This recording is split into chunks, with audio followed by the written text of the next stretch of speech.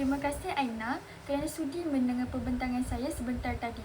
Jadi, saya ingin bertanya kepada awak, apakah pandangan keseluruhan awak terhadap pembentangan dan infografik yang saya hasilkan?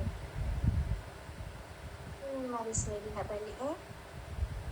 Secara keseluruhannya, saya rasa pembentangan awak sangat jelas dan mudah difahami. Isi disusun dengan teratur dan penggunaan peta IT membantu saya melihat hubungan antara guru utara dan di negara, transformasi digital dan RPM 2026 dan 2023 dengan lebih mudah. Saya juga tertarik dengan penerangan tentang kaedah mengambil nota seperti kaedah Cornell, kaedah rangka, kaedah pemetaan, kaedah carta dan apa lagi satu, kaedah ayat.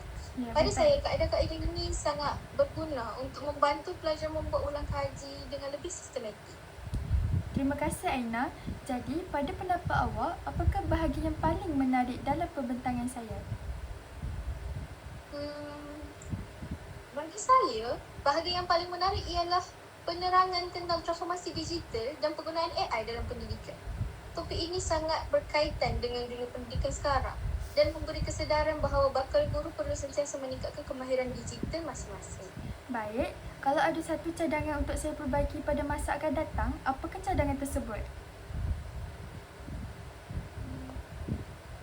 Cadangan saya ialah awak boleh menambahkan satu atau dua contoh situasi sebenar di sekolah atau sedikit elemen interaktif seperti soalan kepada audiens.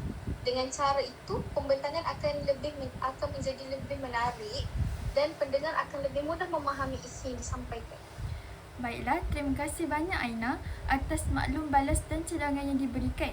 Saya sangat menghargainya dan akan cuba menambah baik pembentangan saya pada masa akan datang.